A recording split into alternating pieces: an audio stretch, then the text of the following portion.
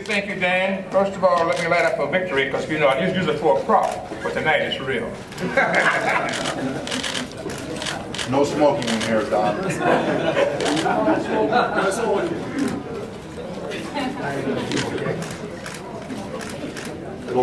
It'll stunt your growth. Yes, first I want to give thanks to my Lord and Savior Jesus Christ. Yeah. With abiding faith, you know, and confidence in self, you can do many things. Nothing is impossible unto you. So what I'm here today to tell you is you got a new champion, but the champion is a champion of the people. And this is what we're going to do, is return boxing back to the people. Back to what it really means to be able to have you look in the mirror, the man shaving vicariously, you know, seeing whatever it is that he wants to do in his own endeavor, because everybody ain't boxers, but everybody is fighters. Even the babies with the rattle, when you take it out of his hand, it's, you know, he comes up with it. He has this opportunity to be true to thyself. As Shakespeare would say, one must be true to yourself. So you got to be able to deal with what is real.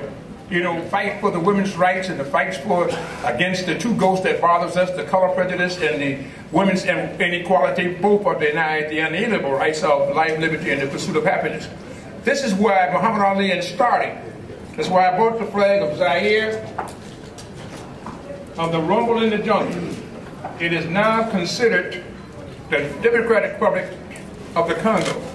This is with the beginning, with a man who stood up for people and what their rights were, and took all the condemnation, you know, everything that they could find to slander, to vitiate, to corrupt, to take away his reputation. He withstood it. And the Supreme Court of the United States, God bless America, they stood up for what was right. You know, and they had Justice Hannah said the Constitution has to be colorblind. You know what I mean? You cannot be able to deal with gender or sex. It says all people that are created, they are created equal. In the women's rights, you know, you had Elizabeth Cady Stanton had the first. And in that convention, she just paraphrased the United States Constitution, saying all men and women are created equal. And he said, let's put the facts to a candid world. Well, the candid world has had a hiatus. You know, from the time of Muhammad Ali to now back to Bermane Stiverne, who will be carrying the banner for the heavyweight division. But the heavyweight division means it's the people's division. You know what I mean? You can't call timeout and send in for a substitute. You know, if you run out of gas, there ain't no petrol station in sight. You know what I mean? You can't talk about your problem. You got to deal with it. That is right there before you expeditiously. You cannot play games with it and procrastinate and put it off to the next day. So following that and being the peace ambassador, we will make certain that everybody knows that boxing is going back to the music and entertainment, the sports, to be able to touch the lives of everyone and to demonstrate to the young kids that's coming up that will be tomorrow's future that you can be what you want to be. If you believe in God and you obey your mother and your father, your days will be longer. Everything that we do, we did it with a cause and a reason. As Ali and I came up, from Ali to George Foreman to Ken Norton to Larry Holmes, to Mike Tyson, every one of them, being at Lennox Lewis, everyone was there because they were fighting for the people. You know what I mean? It's incidental that you get paid when they have money, when you have the people, because they both go together. You know what I mean? So you don't have to be worried about when the next date on TV and when is the next date on this or that or other. Get prepared. You prepare to fail or you prepare to succeed. This has been a great night. It's been a great experience for me. It's like a rejuvenation. You have some great fighters here, and the comments made by this young man here on my right, Chris, is just it's fabulous. It shows what it is. The only sport in the world where you pummel a man, and this is the hurt business. You can never use the excuse about this is not going to be because you may get hurt. This is what the business is. It's propagated, founded in hurt. You know what I mean? But it's that type of hurt that gives you a return match. You know what I mean? And if you can have that return match, you can vindicate yourself at a later date. You can't do that in any SM. And they only wanted to beat up a guy and then you hug him at the end and say, great fight, what a wonderful thing. You mean, you did a good job, as he so eloquently, you know, just demonstrated here today and illustrated. So I'm thinking that we got a shot here now with the help of the media, because they're the voice, the number one. The First Amendment, you know what I mean? The freedom of the press, you know what I mean? The right to demonstrate and protest, you know what I mean? To give the voice of the people. And so we want to be able to do that. I can't tell you how exceedingly proud I am of Bermane, but God has anointed him, you know what I mean? And he's destined for greatness as long as he keep his feet on the ground and keep his mind sound and keep fighting for the people, and he will be able to vindicate that type of faith that has been be instilled in him. I'm so very happy about that, because around the world we will go, because we're fighting for peace in the Middle East, you know what I mean? But the Haitian people can be proud now because and so it is not about color or gender, it's about human beings, perfect human beings, and being able to deal with what is real. And that's what America was founded in. The essence of America was fighting for freedom. Taxation without representation? No. You know what I mean? Able to have the people consent to be governed by the consent of the governed to select their leaders that they want to be their leaders. They are servants of the people. And they go for a certain amount of time and with a certain issue, and that's for the interest of the people. And Abraham Lincoln said, if they don't serve that interest of the people, and they don't go and do what they're supposed to do, then undoubtedly they'll be recalled. No one uses that word recall, but you can fire a politician just like you can fire a person that's working in your yard in the grass, cutting the grass. You know what I mean? When they don't represent the interests of the people, that people's duty and their obligation to recall them, and then to be able to deal with someone that will deal with practicality, common sense, and make things happen for the betterment of the great nation of America and the people of the world. As long as we have color problems, the world will never be at peace. As long as you lose half of your population, which is the women, half of the population, that you don't let them be a contributor and a part of being governed by the consent of the governed, you will never be able to make it. So you'll be able to take those things in those cosmic words of our great founding fathers, one land, indivisible, with liberty and justice for all. Let us meet that challenge, you know, and let us meet the self-evident truth, you know, that all men and women are created equal. And we boast that, but we practice and live the self-evident lie. So now we have a young man here that is going to be introduced to the world. I know that now because I got the boss scribe to the world here. But the idea of it is, what does he represent? He represents the people. Where does he come from? He comes from Haiti. You know, he comes from a person where you can't make no mistake about what color you are. You understand? You understand where you are. You know, if James Brown was alive, he said, "It was black and I'm proud." You know what I mean? So it's about coming together with the humanness, you know what I mean, the passion and the emotion and the feeling. And when you have a combat like this here, it's much better than a nuclear combat, as John F. Kennedy was saying, that with 24 hours the whole world could be wiped out. So let us have more of the boxing. Let us bring our fans back to the boxing. Let them fight the best, fight the best. Let them be able to deal with what is real and fighting for the people, illustrating this great sport called boxing that is man-to-man, and nobody can knock it out the box for what it is, because it represents you. You know what I mean? And vicariously with the women too, which is most important of anything that we do, and we must recognize and make them feel that they are the perfect human being that we tell them in the nighttime, it's the right time, but in the daytime, it's reality time, and then find out the nighttime is just a dream. We're going to work. So what we're doing is now, we got a man. We got a man here.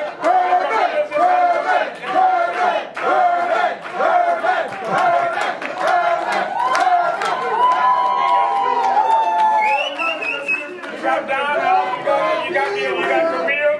We from Lebanon. We go from all the shores, from Zaire to Lebanon and to Canada and to India and emanate from Haiti. We are the people. A world champion is going to fight around the world. And I want to tell you something. I am just as thankful and grateful for you guys, because it couldn't have been a good match unless we had a giant up there before us.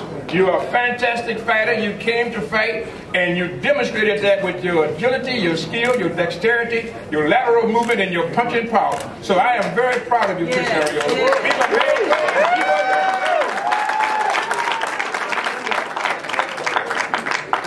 I am very happy and very proud to have a great team like Don House and Camille Estefan. Everybody is working and working together. It works. But the man of the hour, the man that everyone came to see, but before I give it to you, you got to think about the hard-hitting guy. I understand. I know, but if you don't get the opportunity, if you don't seize the opportunity and grasp it, you don't get it again. Emir Imam, a young master. A young master, where's he at? Right here. Come on up here. You know what I mean? Because, you know, this is the hors d'oeuvre. The hors d'oeuvre of the night. This young man is proven beyond a doubt. He will be fighting for the World Championship very shortly. And we're coming on And you know, I'm old and going on, but I recognize that, you understand, it's the thing here, they can say every way they can to block me, they don't print what I say, they do a lot of different things that they do. Hey, you take that in your stride because, you know, you got to realize and appreciate, you know what I mean, that whatever you do in life, you know what I mean, you always find somebody with strife, envy, jealousy, for whatever the reason may be, you know, they're going to always try to undercut what you're doing. That's why I took the national anthem of backstabbers as my national anthem of those who are the petty, the jealous, those who are the envious, those who would do things that would be untoward. Smile in your face, and all the time they want to take your place to backstab. You know, so you have to be able to deal with it. You can't get angry. You can't get angry. You got to be able to just let it go and just ask God to guide you on your way. And God has guided me to this young man. I had him his entire pro career. You know, he had a guy named Paul Cucalero, you know what I mean, and he went on down the line. And so now he's here with another astute, a very, very likable individual, you know what I mean, a very dynamic guy that stands up and does and says what he says what he means, and makes me feel good. So I want him to have a couple words here because he's from Lebanon, you know what I mean, and Jose Suleiman is from Lebanon. So in respect to my dear friend, his departed body, the house he lived in here, you know what I mean, is gone. But the spirit lives on. Let me bring up this young man, Camille. Come up here and say a few words about this dynamic individual that we have, and we're going to work together. You have to understand, fighters are people, and people are fighters. Fighters fight from all shape of life and whatever way they have to do. It is always a pleasure to be able to stand up in the victory circle and to be able to articulate, you know, all the wonderful things that could happen and the blessings that have been bestowed upon you. But it's life, you know, you get knocked down, you get back up, you dust yourself off and get back into the game. You know, and the only way you can really illustrate the goodness of what you can do and how good you are, because you would never know, because you cannot look for those who will be the boss scribes to be writing about how good you are, how bad you are, how indifferent you are. You got to have an opponent. You got to have an opponent that can make you do what you couldn't do. And that's what Chris Arreola brought out in Bermane. In the promotion end of the business is a friend I call Lonesome Bob. I never would know how good I was if I didn't have Bob. So Bob is an integral part of my career, you know what I mean? Because I had to try to outdo him on everything that he would do.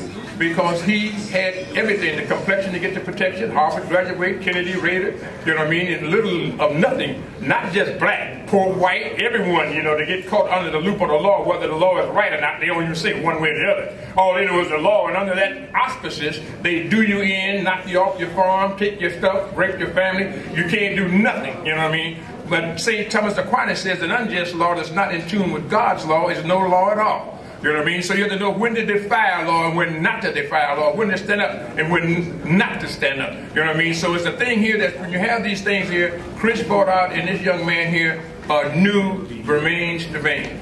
And this is what I think that is so appreciative and so commendable that he rose to the occasion. You know what I mean? So it's a thing here. It makes me feel good, and you know, and I look at my co-promoter who was Dan, who actually I just really worked with him tonight. But the idea of it is he kept arguing about cutting off my hair. But he is not Delilah. Had he been Delilah, I may have been seduced into that. You know what I mean? You know what I mean? But not him not being, he ain't Debbie. Debbie may have gotten me. You know what I mean? But Dan, I want to see him cut his hair off. Do you hear what I say, Dan Raphael?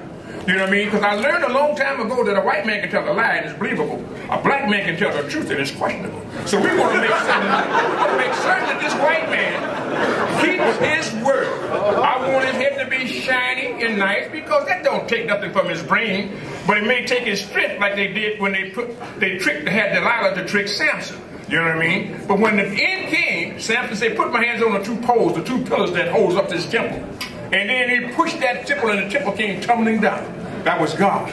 You know what I mean? So now I just don't want Dan to get off easy, because every opportunity that he got to stick it in, he stuck it in. You know what I mean? I had so many daggers in my back, Kevin, that I thought I was a porcupine. You know what I mean? You know what I mean? Every minute that he had it. So I just wanted to be done with truth, justice, and equality. I want him to be bald-headed. Not that there's nothing to me. You know what I mean? Because he certainly was on me. I wouldn't have had a leg to stand on. He'd have been walking up and down here, pacing, preaching a sermon, and in Hebrew, you know, in Christianity, you know what I mean, in Muslimism, you know what I mean. He was everything. Dan couldn't be shut up. You know what I mean? And Dan is very articulate. So I want everybody to know that the world is watching. You know what I mean? Is he going to stand up for himself and the people, or is he going to go away cowardly, sneak and hide, and come up with some type of comic suggestion or joke? Don, did you accept the deal? Yeah, he accepted the deal. He would not. It ain't about the deal. It ain't about the deal. Don't find ways for me to try to extricate it. You know what I mean? It ain't about the deal. It wouldn't have made no difference about the deal. Do you hear what I say? The way Dan kept saying it, you was going to say it whether I did or not. You know, they say, oh, you know how them black people lie. You know how they lie. You know what I mean? You know our stereotype is we're lazy, lethargic, we can't rise to the occasion, we all lie, cheat, and steal. Excuse me, Bob. Bob, you're lying. You were lying yesterday, you're telling the truth today. There it is, that's what I wanted. I want you to understand. But we got a Superman here today. And the Superman is fighting for freedom, justice, and equality.